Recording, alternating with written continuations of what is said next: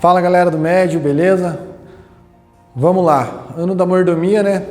Temos que estar fazendo uma coisinha diferente aí para aprender a administrar a vida. Deixa eu pegar minha água aqui. A gente parou então falando a respeito de ecologia, né? A gente estava vendo vários conceitos durante o ano aí de ecologia e tal. E vamos dar sequência aqui ao nosso assunto, correto?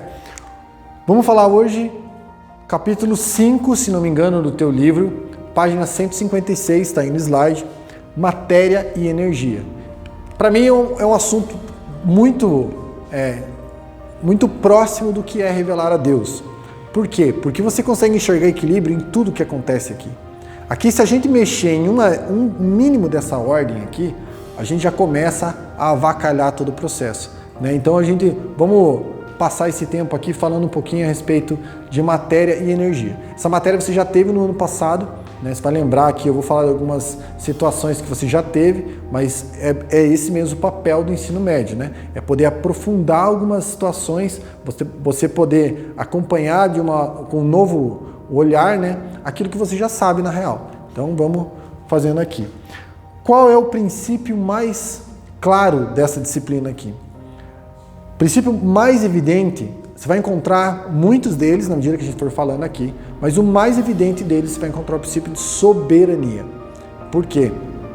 O princípio de soberania tem a palavra-chave atrelada a poder.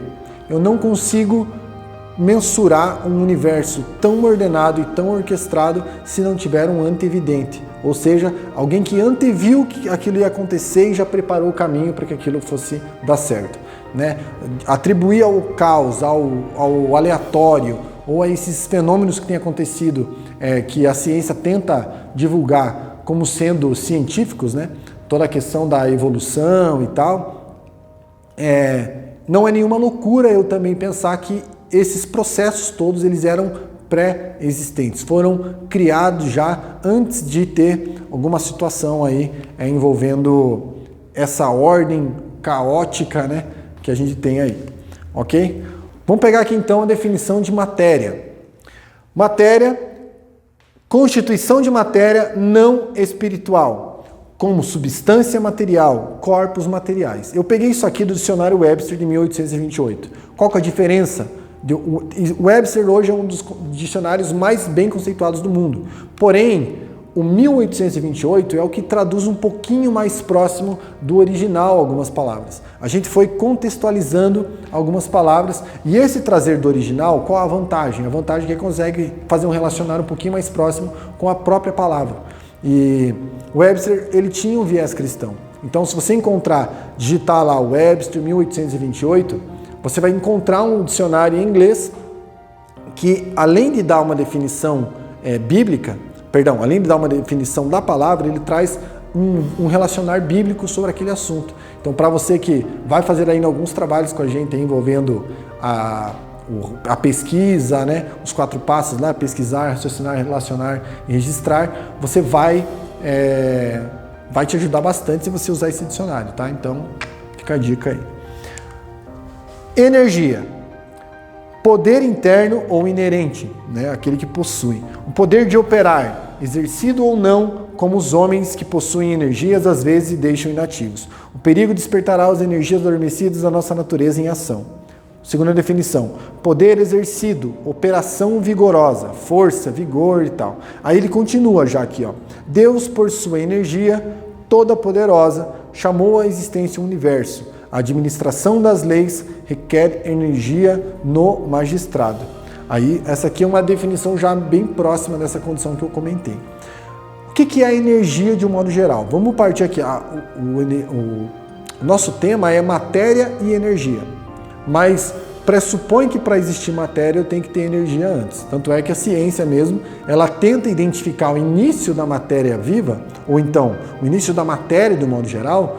O início dela foi um aglomerado energético, né? Lembra lá do Big Bang e tal, aquela coisa toda. Aquela matéria foi acumulando energia e essa energia então não suportou mais a sua própria força e acabou entrando em colapso, né?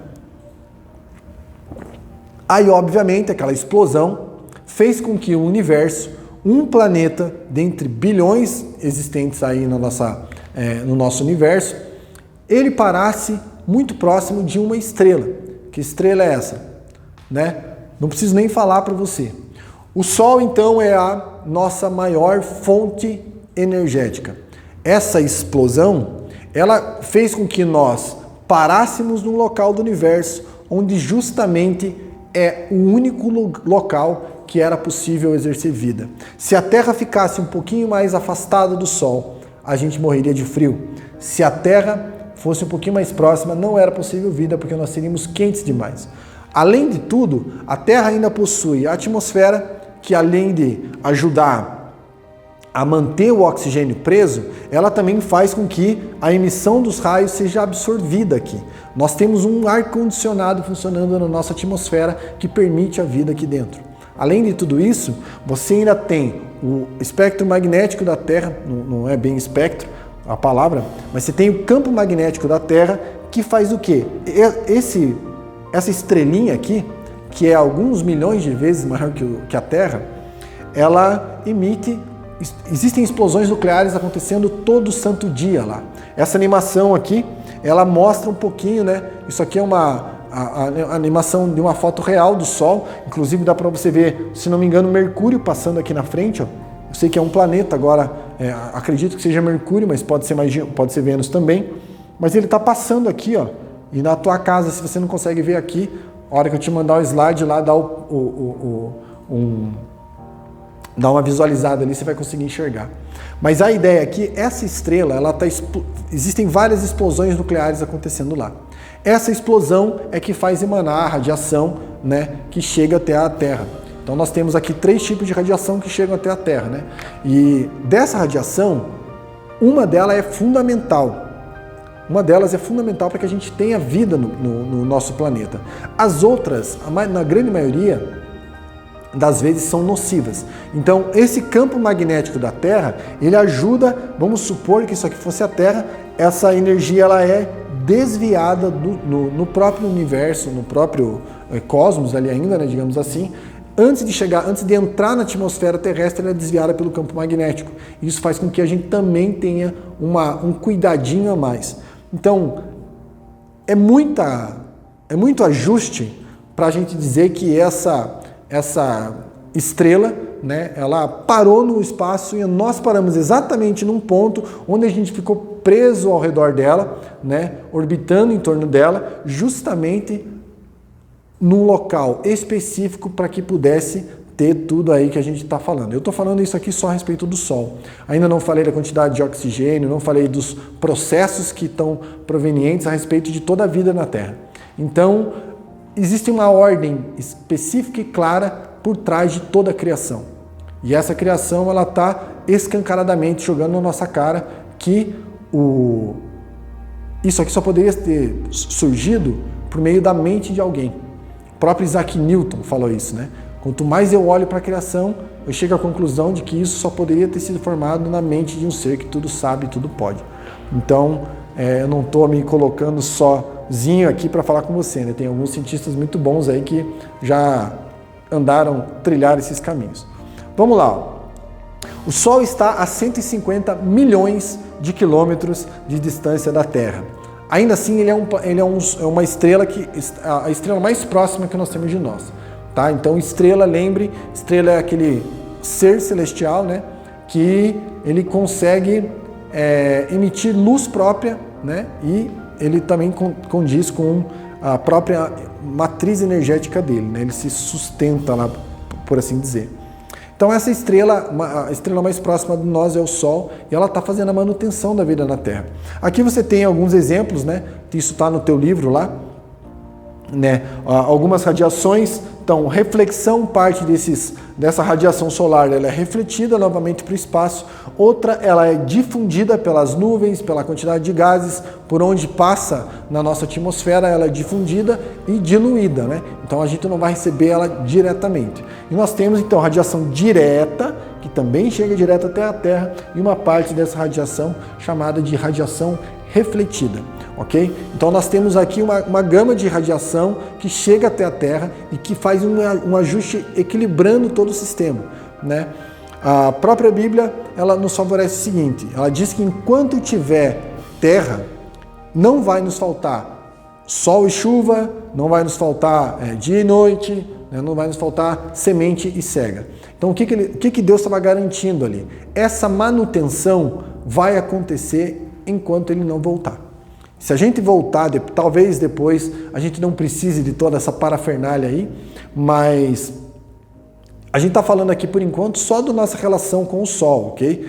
Um dia a gente vai estender um pouco esse leque, vai falar sobre os nossos outros planetas, né? Existem grandes planetas, por que Deus faria então outros planetas como Júpiter, Plutão, Saturno e blá blá blá?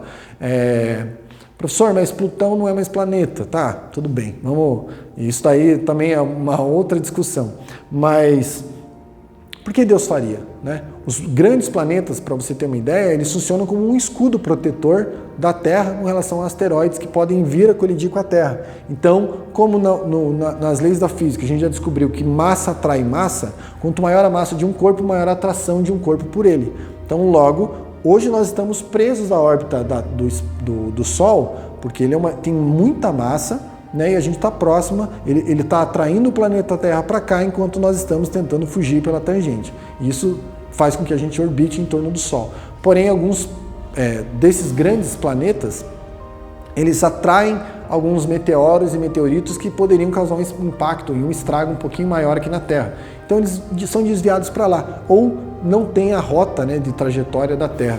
Então nisso tudo você percebe que existe um ajuste, né, para que a Terra estivesse exatamente onde tem que estar, ali no espaço. Vamos lá.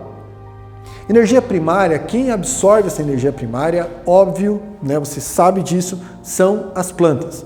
Plantas e zooplânctons, né,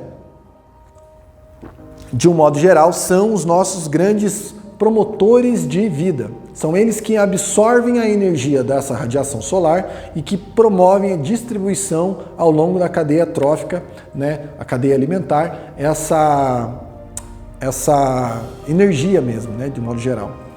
Vamos lá, ó.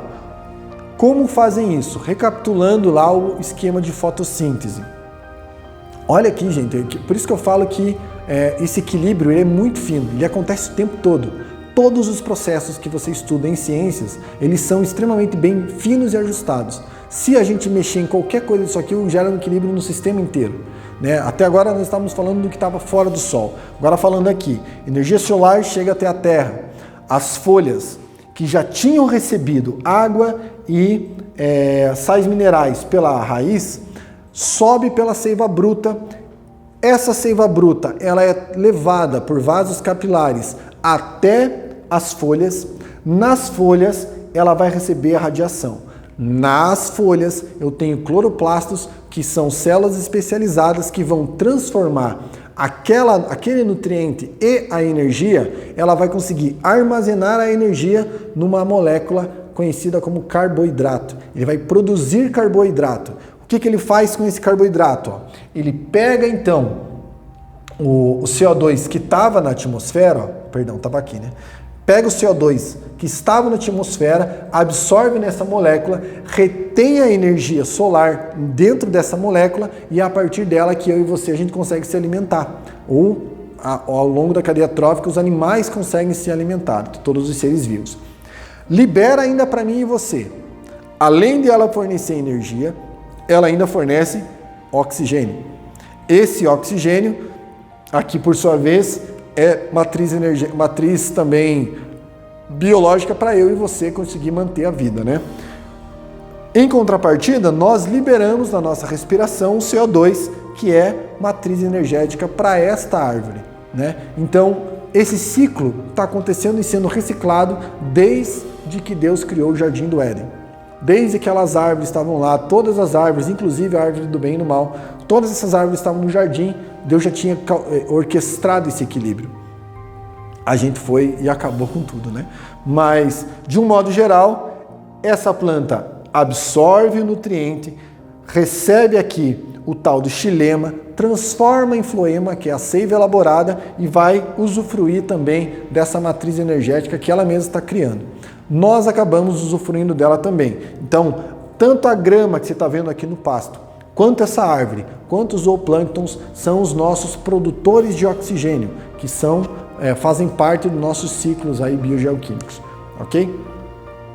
Falando de cadeia alimentar, mais uma vez você encontra um propósito para tudo, né?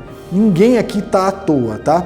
Eu estou falando aqui de fitoplânctons. Fitoplânctons são animais microscópicos, eu falei até agora zooplâncton, né? Mas quem produz a energia para eu e você, o oxigênio para eu e você são fitoplânctons, ok? Acho que eu tenho até agora falado do zooplâncton.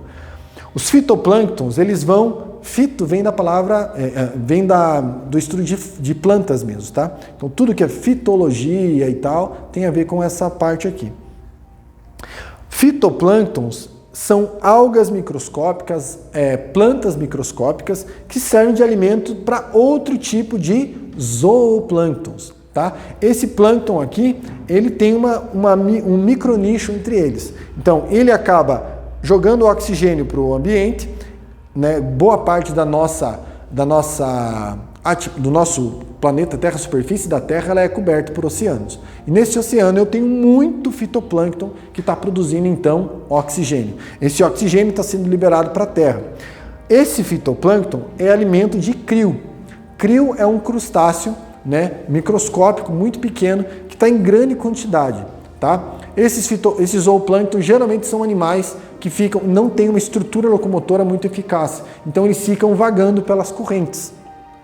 Nessas correntes tem uma grande quantidade desses animais, porque para eles é bom a corrente para eles se locomoverem. Enquanto isso, vem a baleia, pega ele, né, outros animais que se alimentam de krill, como é o caso aqui do pinguim ali, o chinstrap ali, que parece que tem uma barbinha aqui, né, que eles chamam de chinstrap por conta disso.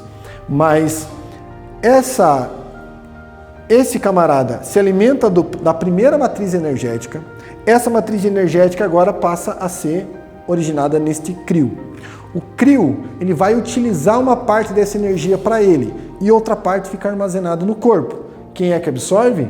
O pinguim. Esse pinguim acaba absorvendo a energia, óbvio que ele vai ter que comer muito krill, porque a quantidade necessária para ele manter o corpo dele é um pouco maior. Ele vai acabar absorvendo isso e parte dessa energia fica com ele, que por sua vez vai ser comido pela foca ali. Essa foca, ela vai se alimentar desse camarada que tem parte da energia que possuía no krill, que tem parte da energia que possuía no fitoplâncton. Desses quatro, quem mais tem energia são os produtores energéticos, ok? Essa cadeia energética, ela vai reduzindo ao longo do tempo, tá? Vamos lá, ó. Aqui você pode ver, isso aqui são dados um pouquinho mais técnicos, você tem isso no seu livro também, mas não é menos importante você saber, ok? Então olha aqui, ó, produtividade primária bruta, ou então conhecida como PPB. O que é isso? Ó? É a quantidade de energia que um produtor transforma em biomassa ao longo de um ano. O que é biomassa? É a matéria mesmo, né? É aquilo que ele conseguiu transformar a energia e desenvolver carboidrato com isso, né? Então conseguiu fazer com que essa energia fosse armazenada nessas moléculas, essas moléculas entraram então dentro do nosso ciclo da matéria e da energia. Outra situação é quando eu tenho o PPL. O que é o PPL? É produtividade primária líquida. Ou seja, eu estou falando aqui, não estou falando de um partido político, ok? Eu estou falando aqui de um saldo entre o que aquele cara produziu e aquilo que ele consumiu. Se a gente for voltar na cadeia alimentar ali, o krill, ele vai ter um PPL. Por quê? Aliás, o próprio fitoplâncton tem. Por quê? Ele está fazendo isso para manter a própria vida dele. Quando ele usou um pouco dessa energia, a outra parte ficou no seu corpinho.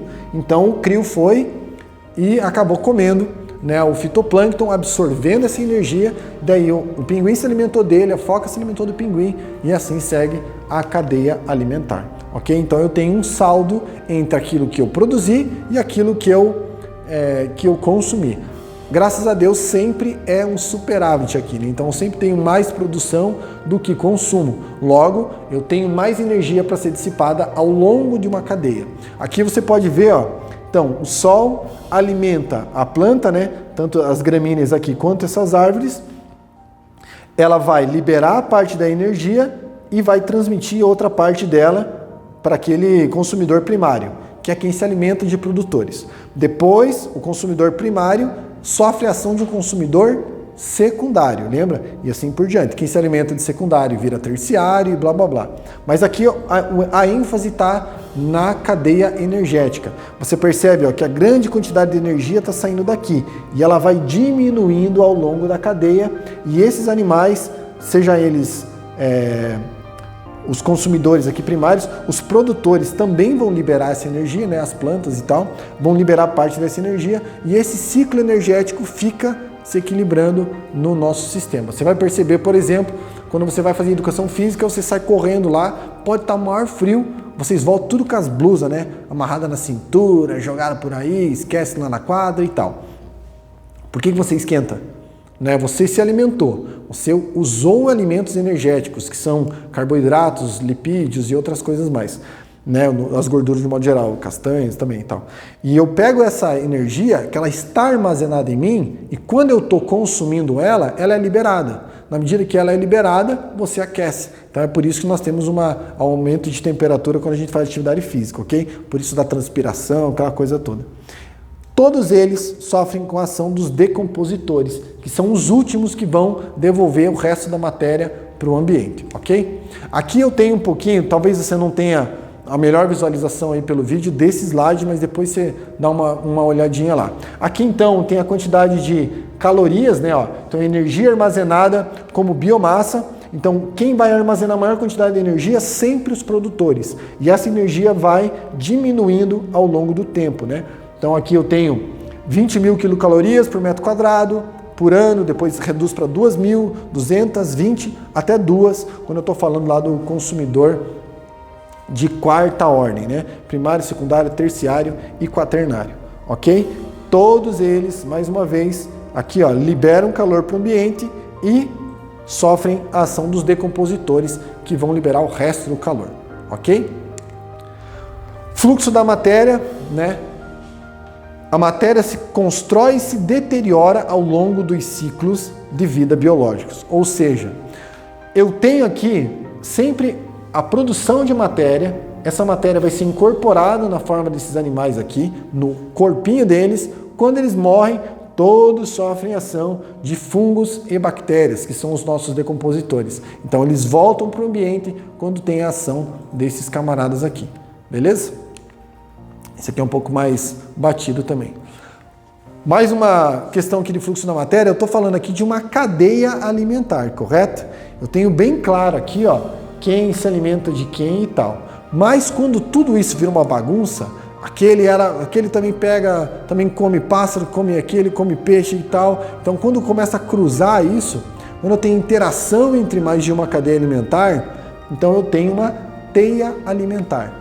Tá? Isso aqui é um exemplo clássico de teias alimentares. Então essas teias, elas são a inter-relação de mais de uma cadeia alimentar. Ó. Quando eu sigo uma linha até chegar no gavião, independente de qual local seja, eu estou falando de uma cadeia alimentar, sendo aqui possível, então, várias delas, né? Até chegar no gavião lá, até um consumidor provavelmente quinquenário ali, que é aquele gavião lá do topo.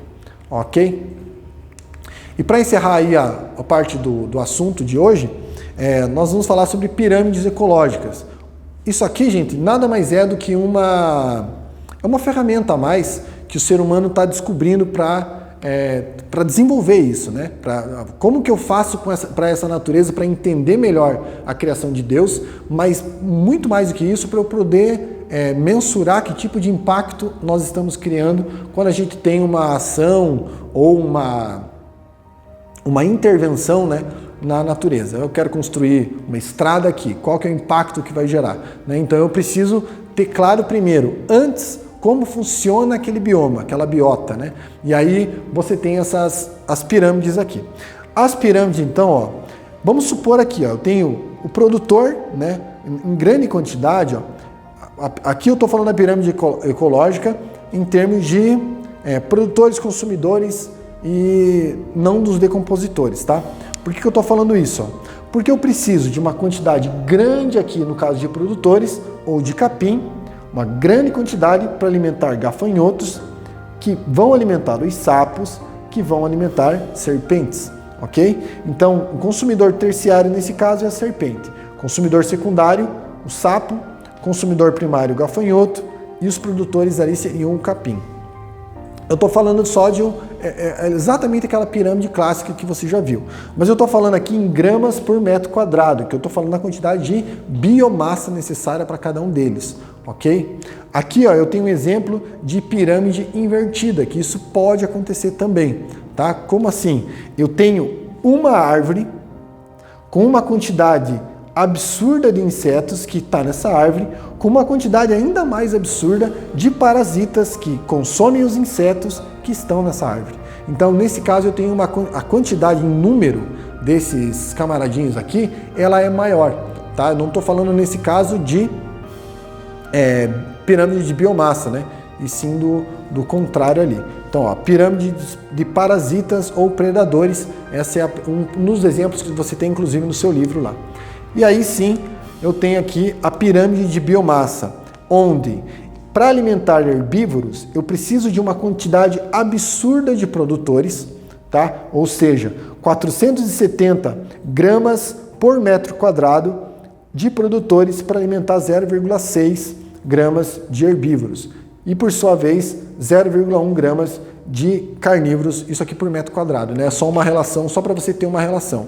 Enquanto eu estou falando aqui de 0,1 para 0,6, isso já é um número 6 vezes maior. Agora, quando eu falo de 0,6 para 470, aí é um número extremamente grande. Eu estou falando aqui, isso são ferramentas que o ser humano acaba utilizando para fazer essa inter-relação aí entre saber estudar e saber aplicar esse estudo no dia a dia, na natureza e naquilo que ele tem.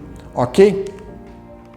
Galera, por hoje é só. Espero que esse tempo passe logo aí, a gente possa estar de volta, mas passando ou não passando rápido, o PDA está aí para nos ajudar. Mande tuas perguntas lá. Muito provavelmente nas próximas semanas nós vamos nos reunir aí em salas ao vivo e tal, mas isso ainda por enquanto não vai acontecer. Por enquanto, continua vendo as aulas, se for preciso, assista 1 ou 2 vezes aí cada aula, e o material didático, estuda, cara, o vestibular não para porque teve o Covid na história. Inclusive, aproveite para se aprofundar nessa questão de vestibular, testes e tal, que nós vamos passar para você aí para poder auxiliar você nessa tua caminhada aí.